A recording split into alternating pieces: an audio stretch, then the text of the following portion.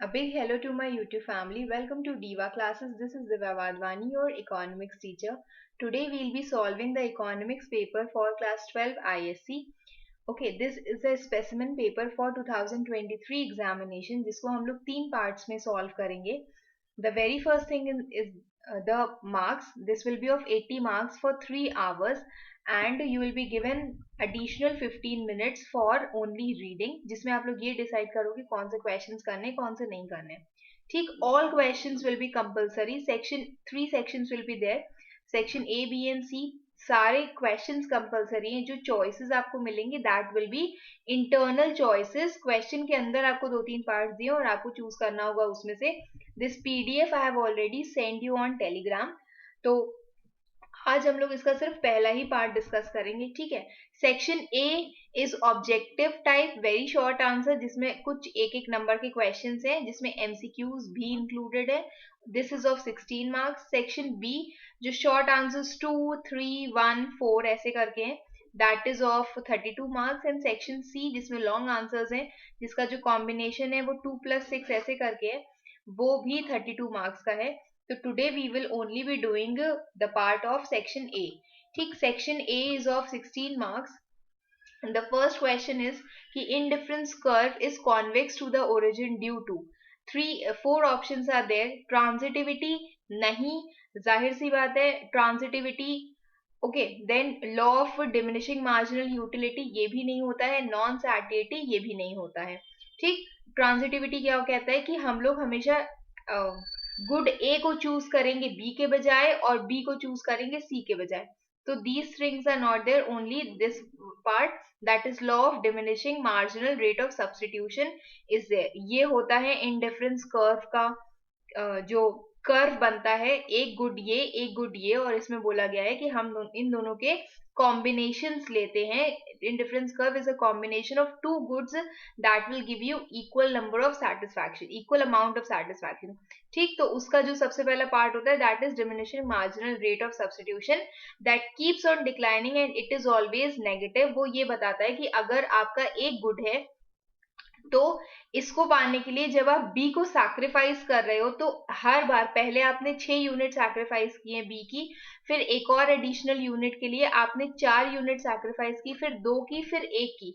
क्यों ये हम लोग ऐसे कर रहे हैं? क्योंकि जैसे जैसे हमारे पास ए की क्वांटिटी इंक्रीज हो रही है हम लोग का जो यूटिलिटी है वो कम होता जा रहा है. इसलिए this is diminishing marginal rate of substitution कि हम लोग अब हर बार जो सब्स्टिट्यूट करेंगे वो कम करेंगे क्योंकि we are getting more and more amount of good a. ठीक है. फिर second part is when the supply of a commodity increases by 24% following the rise in price that is by 8%. मतलब जो प्राइस है वो चेंज हो रहा है 8% से एंड जो सप्लाई कर्व है दैट इज चेंजिंग बाय 24%. ठीक, अगर हम लोग इसका ही एक नॉर्मल सा कर्व बना करके देखेंगे, एक नॉर्मल सा सिस्टम समझो, this is original price and this is original quantity supplied. अब क्या बोला है? प्राइस कंपैरेटिवली कम चेंज हो रहा है और सप्लाई जो है वो ज्यादा चेंज हो रही. तो प्राइस को कर दो कम चेंज, ठीक, और सप्लाई को कर दो ज्यादा चेंज. ओ सॉरी, एक मिनट, ये मैं यहां नहीं बना करके दिखाऊंगी. This I will explain you in this part. हाँ, ठीक है. ये तो अभी दूसरा वाला क्वेश्चन है, इसी में ही हम लोग इसको भी सॉल्व कर लेते हैं. क्या कहा गया है कि पहला प्राइस और क्वांटिटी, प्राइस कम से चेंज हो रहा है, सप्लाई ज्यादा से चेंज हो रही. तो ये रहा मेरा curve, this is price and this is quantity.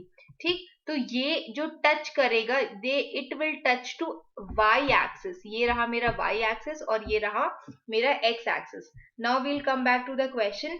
Question क्या कहता है कि ये जो राइज इन द प्राइस है जस्ट बिकॉज कि मेरा जो स्लोप था वो किसको टच कर रहा था? वाई को टच कर रहा था. तो दिस इज 4 ऑप्शंस दिए parallel to price axis. Price axis के पैरेलल तो नहीं जाता है मेरा, ऐसे करके तो कर्व नहीं बना है मेरा. कर्व तो एक्चुअल में यहाँ ये वाला पार्ट बन रहा है. Okay, then positively sloped with negative intercept, positive intercept, horizontal, horizontal हो जाता है आपका ये लेटरल वाला पार्ट. ठीक है, कर्व जो है ऐसे करके बना है. और नेक्स्ट है पॉजिटिवली स्लोप्ड विद नेगेटिव या फिर parallel to X price axis. अब इसी का ही एक हमने फोटो रखी थी, देखो ये पॉजिटिव वाई इंटरसेप्ट या फिर पॉजिटिव स्लोप ये हो जाता है, और अगर बोला गया नेगेटिव इंटरसेप्ट मतलब वो एक्स एक्सिस को कट करेगा, पॉजिटिव मीन्स वो वाई एक्सिस को कट करेगा। ओके, तो we will come back to this only. तो positive slope with positive intercept क्या कहता है कि वो वाई एक्सिस को कट करेगा, तो उसी के according the answer will be third one. ये हम लोग ने भी पहली बार ही सुना हुआ है, मतलब हम इन when we used to study this तभी भी ऐसा कुछ नहीं था। तो this supply curve is elastic, जो हमने यहाँ पर आपको बना करके शो भी किया है। ये जो कर्व है जस्ट बिकॉज कि आपकी प्राइस कम चेंज हो रहा है, क्वांटिटी ज्यादा चेंज हो रही है, तो this curve is also known as elastic curve. Okay, then third question, ये सब आपके एक एक मार्क्स के ही क्वेश्चंस हैं, बहुत कहने को बहुत सिंपल सिंपल से है लेकिन बहुत ज्यादा एनालिटिकल है, तो पढ़ना आपको सभी कुछ है इसमें।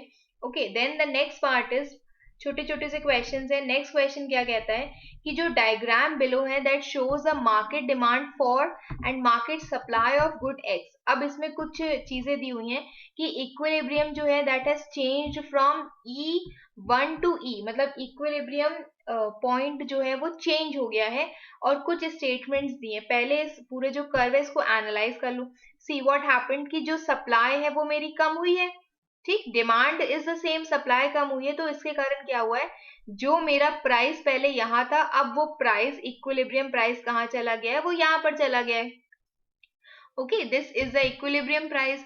तो सबसे पहले क्या हुआ, there was decrease in supply, decrease in supply के कारण there was leftward shift in the supply curve from S1 to S2, और उसके कारण क्या हुआ है, the EP this equilibrium price has increase, और इसीलिए क्या हुआ है, जो इक्विलिब्रियम डिमांड है वो मेरी कम हो गई है। अब इसमें बहुत सारे पार्ट्स दिए हैं जो आपको इसमें समझने। फर्स्ट है कि जो स्टेटमेंट नॉट करेक्ट है आपको वो बताना है। अब ऑब्वियसली देखो यहाँ पर इस कर्व को समझोगे तो आपका समझ में आ रहा है कि मेरी किसी भी रीजन से सिर्फ सप्लाई कम हुई है, डिमांड प्राइस बढ़ाने के कारण कम हुई है, ठीक। तो द सप्लाई हैज डिक्रीज क्योंकि government has raised GST, yes ये पॉसिबल हो सकता है। उसके बाद लिखा है डिमांड इस curve is a given good, तो ये चीज नहीं। फिर है इक्विलिब्रियम प्राइस इसलिए भी इंक्रीज हो सकता है क्योंकि वेज रेट इंक्रीज हुई है, हो सकता है नंबर ऑफ फर्म्स डिक्रीज हुई है, इसलिए क्या हुआ है, मेरा जो सप्लाई है वो डिक्रीज हुआ है।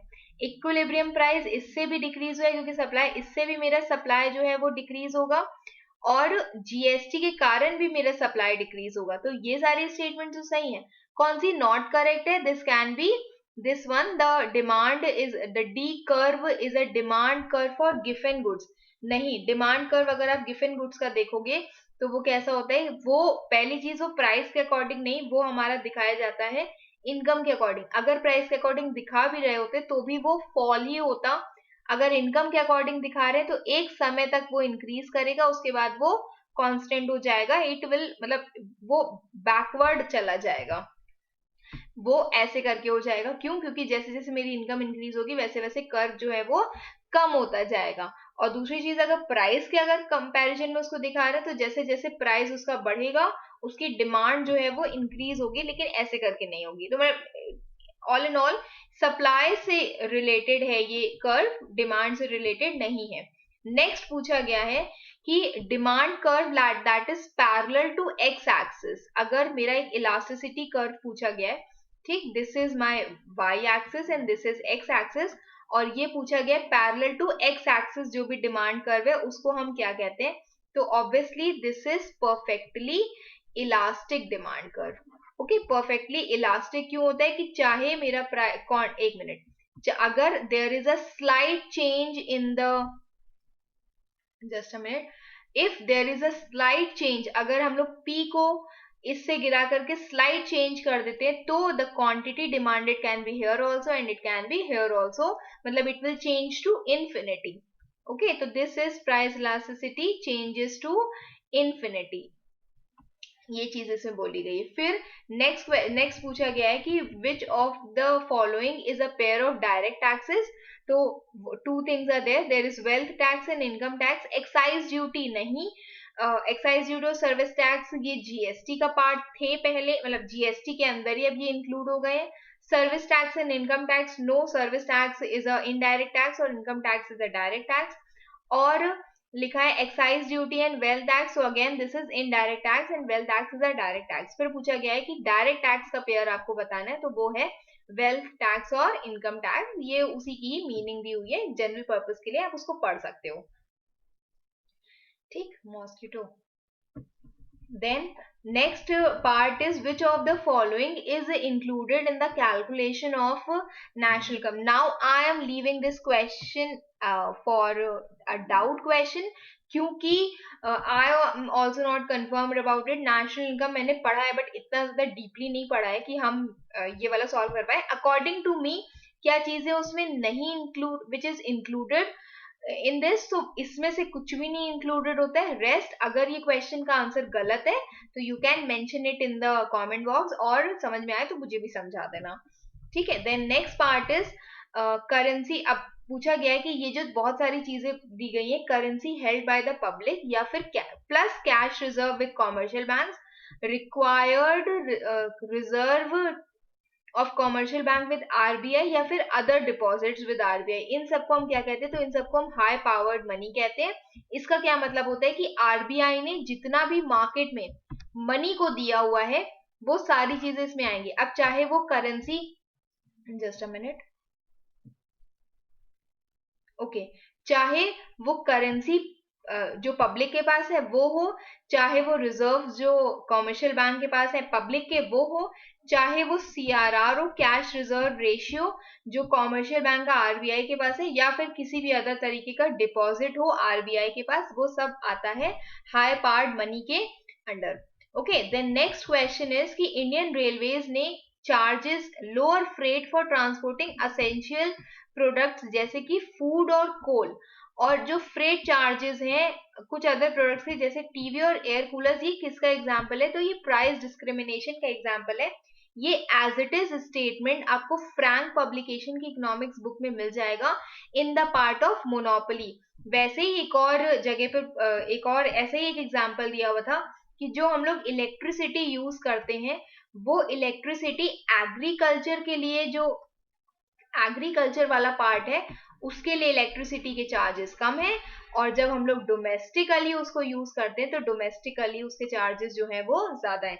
सिमिलरली अगर आप कॉमर्शियल पर्पस के लिए, डोमेस्टिक के बजाय अगर आप कॉमर्शियल पर्पस है जो भी शॉप्स हैं वहां पर अगर आप मीटर्स देखोगे अलग से लगे होते हैं कॉमर्शियल मीटर्स, तो उनकी यूनिट्स थोड़ी ज्यादा हाई होती हैं. तो this is an example of price discrimination जो मोनोपोली के अंडर आता है, क्योंकि obviously the services of Indian railways as a single seller is a part of monopoly.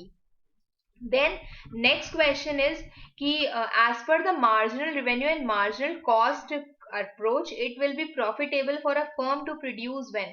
Now this is also my weak topic in the subject. ठीक, तो ये भी as per my knowledge मुझे इतना पता है marginal revenue ज्यादा होनी चाहिए थी marginal cost से. अब अगर इसके अलावा आपको पता है कि नहीं ये चीज नहीं हो सकती, इन तीनों में से कोई सही है, तो you can also mention in the comment box, और समझ में आए तो मुझे भी समझा देना. ठीक. Then next comes the part of complete the following table. ये जो बाकी दिए हुए रेडेड वाले ये इन्हीं के सॉल्यूशंस हैं. Next is a part of income saving, और आपको निकालना है marginal propensity to consume and marginal propensity to save. जाहिर सी बात है पहले वाले के में डैश डैश होगा क्योंकि कोई भी चेंजेस नहीं हुए. दूसरे वाले में चेंजेस हुए हैं, मतलब इनकम जो है वो 8,000 से 10,000 हुई है, मतलब 2,000 से बढ़ी है, और कंजम्पशन जो है वो 6,800 से 8,000 हुआ है, मतलब वो चेंज हुआ है इससे. तो I have solved it here also. यहाँ पर ये हम आपको दिखा देंगे. हाँ, एक मिनट, ये मेरा दूसरा वाला क्वेश्चन है, ये मेरा फर्स्ट वाला क्वेश्चन है. ओके. ये जो क्वेश्चन है उसमें क्या लिखा हुआ है, सिर्फ इतना सा हिस्सा देखना, वो दूसरे वाले क्वेश्चन का हिस्सा था. इसमें क्या लिखा हुआ है कि मार्जिनल प्रोपेंसिटी टू कंज्यूम क्या कहता है कि it is a ratio between consumption and income. ठीक, the change in consumption and change in income. तो मार्जिनल प्रोपेंसिटी टू कंज्यूम में कंजम्पशन था 1200, चेंज हुआ था, किससे चेंज हुआ था? 6,800 से चेंज होकर के 8,000 पहुंचा था, तो दिस वाज 1200. और इनकम कितनी थी? फ्रॉम 8,000 से लेकर के चेंज होकर के वो पहुंची थी 10,000 पे. ठीक, तो इसको अगर आप डिवाइड करोगे तो इसका आंसर आएगा ये। और मार्जिनल प्रोपेंसिटी टू सेव, दोनों का डिफरेंस हमको निकालना था यहाँ पर। This I will show you. Difference कैसे, सेविंग कैसे निकलेगी कि पहले जो थी 8,000 में से 6800 अगर आपने खर्चा कर दिया तो जाहिर सी बात है सेविंग्स थी पहले 1200, और उसके बाद 10,000 में से 8,000 खर्चा कर दिए तो सेविंग्स बची मेरी 2,000 रुपए। ओके, तो उसी के अकॉर्डिंग जो डिफरेंस वैल्यू आता है मार्जिनल प्रोपेंसिटी मेरी कितनी है यहाँ पर, ये जो डिफरेंस आया है 1200 और 2,000 का डिफरेंस, चेंज कितना हुआ, चेंज हुआ है मेरा 800 से। ठीक, तो यही चीज हमने यहाँ पर की है कि 800 ये चेंज इन इनकम मेरा 2,000, इसका हमने मार्जिनल प्रोपेंसिटी टू सेव निकाला तो इट इज 0.4। ओके, यही दोनों चीजें I have written it here. Marginal propensity to consume is 0.6 and this is 0.4। Then next question is कि डिफाइन ऑटोनॉमस इन्वेस्टमेंट एक्सपेंडिचर। देखो ऑटोनॉमस इन्वेस्टमेंट एक्सपेंडिचर कौन से expenditures होते हैं, ये हमने यहाँ पर लिखा भी है। ये थोड़ी अदर लैंग्वेज में लिखा है, आपकी बुक में कुछ और लैंग्वेज में लिखा होगा, तो हम आपकी बुक वाली लैंग्वेज समझा दे रहे हैं। उसमें लिखा होता है कि अगर आपकी इनकम जो है वो इंक्रीज करती है तो उसका कोई भी लेना देना इन्वेस्टमेंट से नहीं होता है। ऑटोनॉमस मीन समथिंग जिस इनकम का कंट्रोल नहीं है, मतलब वो फैक्टर वैसे ही रहेगा। ऑटोनॉमस इन्वेस्टमेंट एक्सपेंडिचर ये कहता है कि it will not change according to the change in the increase और डिक्रीज इन द इनकम। ठीक, that is investment, autonomous investment expenditure. और इसी का एक और था, that was induced investment expenditure, जो ये कहता था कि इन्वेस्टमेंट विल इंक्रीज जैसे जैसे इनकम इंक्रीज करेगी वैसे वैसे। Then next part, what is the difference between revaluation of domestic currency and the appreciation of domestic currency. तो this I have written it here also, ये इसको पढ़ लेना। रिवैल्यूएशन ऑफ डोमेस्टिक करेंसी और appreciation, ये दोनों चीजें ये आती है मेरे फिक्स्ड रेट में, जब जो सेंट्रल गवर्नमेंट या फिर जो अथॉरिटी होती है वो डोमेस्टिक करेंसी या इंडियन करेंसी को इंक्रीज कर देती है। ओके, और अप्रिसिएशन क्या होता है, this is according to the flexible exchange rate system, जिसमें हाँ रिवैल्यूएशन किसका पार्ट होता है, वो फिक्स्ड का पार्ट होता है। ठीक, और अप्रिसिएशन, एक मिनट, और अप्रिसिएशन किसका पार्ट होता है, appreciation is a part of flexible, जिसमें the forces of demand and supply, market demand market supply आपकी डोमेस्टिक करेंसी को बढ़ा देती है as compare to foreign currency. Okay, then next part is the part of state whether the following statements is true or false. You have to give one reason कि undistributed profits जो होते हैं वो domestic factor income का part नहीं होते, तो आपको बताना है कि ये सच है या गलत है। तो इसमें are not the part of domestic factor income, तो इसमें लिखा है कि ये जो statement है this is false। क्या लिखा है, अनडिस्ट्रीब्यूटेड प्रॉफिट जो होते हैं दीज आर रिटेन्ड अर्निंग्स, इसीलिए they are part of domestic factor income. Okay, so this that statement is false. उसके बाद लिखा है next part, the next is कि an oligopolist has a indeterminate demand curve, या फिर उनका जो डिमांड कर्व होता है कुछ अजीब सा किंग डिमांड कर्व होता है। What is the reason for this feature of oligopoly, तो इसके लिए बोला गया है, देखो ओलिगोपोली क्या होते हैं, जिसमें बहुत सारे फ्यू सेलर्स होते हैं। ओके, आप एक नॉर्मल सा एग्जांपल ले सकते हो, कार का एग्जांपल ले सकते हो, जिसमें बहुत लिमिटेड नंबर ऑफ सेलर्स है। हम लोग बहुत ज्यादा टाटा, होंडा, हिंडाई और इन सबको जानते हैं, आगे तो मैं भी नहीं जानती हूँ।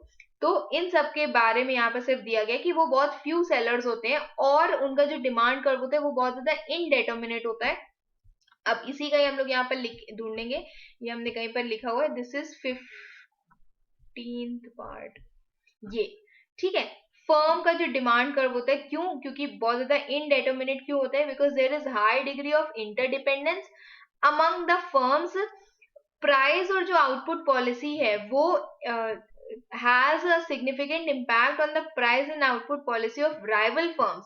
अगर एक फर्म अपने प्राइस को लो करेगा तो दूसरा फर्म भी उसके प्राइस को लो कर देगा। यहाँ पर क्या होता है कि एक दूसरे के साथ कंपटीशन का जो लेवल होता है वो बहुत ज्यादा हाई होता है, इंटेंस कंपटीशन होता है। अगर अगले ने कुछ ऑफर दिया या प्राइस कम किया या ज्यादा किया, उसके रिस्पॉन्स में हम लोग भी वही करेंगे। तो इसीलिए इनका जो डिमांड कर्व होता है वो इनडेटर्मिनेट डिमांड कर्व होता है। Okay, then next part is this one. This is 15 question. 15 question कहता है कि जब डिमांड और सप्लाई जो है, जस्ट अ मिनट, ओके, जब डिमांड एंड सप्लाई जो है that increases by equal percentage, तो इक्विलिब्रियम प्राइस को क्या होगा अगर डिमांड और supply, if demand both supply increase by the equal percentage, तो एक प्रोपोर्शनेट शिफ्ट हो जाता है डिमांड में भी और सप्लाई कर्व में भी, जिसके कारण इक्विलिब्रियम प्राइस जो है it remains same, but equilibrium quantity जो है वो इंक्रीज कर जाती है। Okay, then next is what does zero, sorry, किसको कैसे बोलेंगे हम, zero is lesser than C is lesser than 1। तो ये इसका क्या मतलब होता है या व्हाट डज इट मीन और व्हाट डज इट सिग्निफाई, तो this I have written it here only. एक मिनट, इसमें ये हमने यहाँ पर लिखा था, दिस इज फ्रैंक की बुक से मैंने लिखा था। ठीक है, क्या लिखा हुआ है कि अगर इनकम जो है इंक्रीज करती है, क्वेश्चन यहाँ पर इसका पूछा गया कि इसका क्या मतलब होता है, तो अगर इंक्रीज करती है इनकम, कंजम्पशन एक्सपेंडिचर भी इंक्रीज करेगा बाय समवट स्मॉलर अमाउंट, बढ़ेगा, लेकिन कंपैरेटिवली इनकम अगर मेरी मान लो 100 से बढ़ी है तो हम लोग कंजम्पशन भी 100 से नहीं बढ़ाएंगे, भाई 80 से बढ़ाएंगे। ठीक है, और मतलब on an average I am telling कि अगर मेरे 100 रुपए से इनकम बढ़ती है तो हम लोग कंजम्पशन थोड़ा बढ़ाएंगे, पूरा नहीं बढ़ाते, पूरा पूरा पैसा नहीं खर्च कर देंगे। Than the increase in income, क्योंकि कुछ पार्ट हम लोग, इसका कुछ पार्ट कहाँ रखेंगे, अगर हमने 80 खर्च किए तो हम लोग 20 सेव भी करेंगे, will be devoted to savings as well. इसीलिए इनकम जो है वो मेरे दो हिस्सों में बढ़ती है, कंजम्पशन में और सेविंग्स में। ओके, देन सी यहाँ पर क्या है, this is a marginal propensity to consume, वो ये सिग्निफाई करता है। डायरेक्टली आपको उसमें मीनिंग नहीं लिखनी है, उसमें आपको ये तीनों चीजें बतानी कि इसका मतलब क्या होता है। अब जस्ट बिकॉज कि एक नंबर है तो आप इसमें सिंपली ये कर सकते हो कि इनकम जो है वो उसके दो पार्ट्स होते हैं, एक जाता है कंजम्पशन में, एक जाता है सेविंग्स में। सी का क्या मतलब होता है, it is marginal propensity to consume. Okay, तो टू द एक्सटेंट कंजम्पशन जैसे जैसे इंक्रीज करता है with the increase in income, zero से तो वो ज्यादा होता है, मतलब कुछ ना कुछ खर्चा हम लोग ये नहीं करेंगे कि अगर हम लोग ने, मेरे 100 रुपए से की इनकम है तो हम लोग 100 का 100 रुपया सेविंग्स में डाल दें, ये हम लोग नहीं करते हैं। इसलिए बोला गया है कि there will be some proportion that will be given to consumption, zero वो नहीं रहेगा, हमेशा जीरो से ज्यादा रहेगा, but to the extent there is increase in consumption spending is less than the increase in income, but वो हमेशा, अगर 100 से इनकम इंक्रीज हुई है तो हम लोग 80 मैक्सिमम खर्चा करेंगे, या चलो 90 कर लेंगे, लेकिन 100 का 100 उसमें नहीं डालेंगे, it will always be less than increase in income. इसीलिए एमपीसी जो मार्जिनल प्रोपेंसिटी टू कंज्यूम है, इट रेंजेस फ्रॉम 0 to 1, और यही इसका मतलब होता है। ठीक, तो this you can write it from here only, और आपके पास अगर फ्रैंक की बुक है तो ये हमने उसमें से लिखा हुआ है। तो दीज वर द 16 क्वेश्चंस जो एक एक नंबर ईच हैं, 16। उसके बाद नेक्स्ट पार्ट में हम लोग इसका ये वाला हिस्सा सॉल्व करेंगे जो 2 मार्क्स के क्वेश्चंस होते हैं, और इसी में ही आपको जैसे ये दो नंबर के क्वेश्चंस दिए, कहीं कहीं पता नहीं इंटरनल चॉइसेस हैं, हाँ इंटरनल चॉइसेस आपको ऐसे करके दी जाएंगी, कहीं कहीं पर दी जाएंगी। ठीक है, तो you have to do either these two या फिर दीज टू, ऐसे करके आपको उसको सॉल्व करना है। I hope you have understood this much. कुछ नहीं समझ में आया हो इसमें या कुछ गलत सलत बता दिया हो तो you can also mention that in the comment box, I will try to correct it, and keep preparing for your exams. Best wishes, thank you.